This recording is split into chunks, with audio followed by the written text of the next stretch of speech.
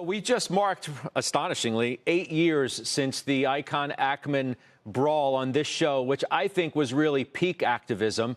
Now, where are we? You hear about it more now, I suppose, than you did in the past few years. But what now? Yeah, the last 5 or 6 years have not been great for activism.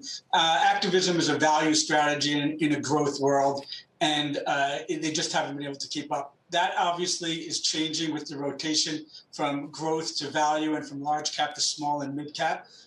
What also is helping activism over the last year and a half, it was hard to do activism in the middle of a pandemic from a compassion reason and just from a social distancing, virtual, remote working reason. It's hard to do proxy fights, hard to do strategic activism.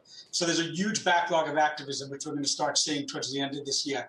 And finally, I think what's going to take activists the next 5, 10 years and give them so much targets to go after are SPACs. There's over 900 new companies coming out there, many with horrible corporate governance, with founders' shares and insular boards.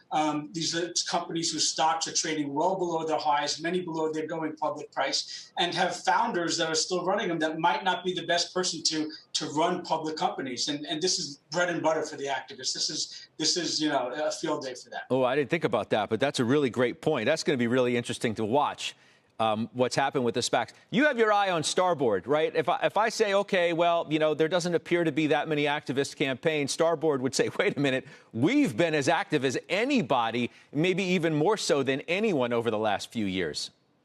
Yeah, that is true. From a level of activism, number of campaigns, number of directors being put on board, Starboard has certainly been number one. Right now, as you might know, they're in the middle of a proxy fight with Box, which is an interesting situation. The board of Box, in the midst of this proxy fight, just sold $500 million of convertible preferred stock to KKR with the provision that KKR has to use their 11% to support the board in the proxy fight. Also, they can't sell their shares to an activist shareholder, however that's defined.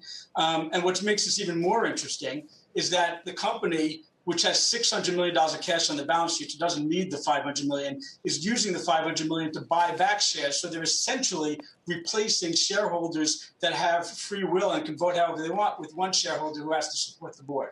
I think this is going to backfire for them, and I think ISS and Vanguard and BlackRock are going to see through this and support Starboard where they may not have if this didn't happen. Yeah, and I'm sure if Icahn's watching, somewhere, he's saying, wait a minute, I've been in the news too, and from following your 13D monitor and your emails every day, Carl Icahn's been as active as anybody as well. Worth noting.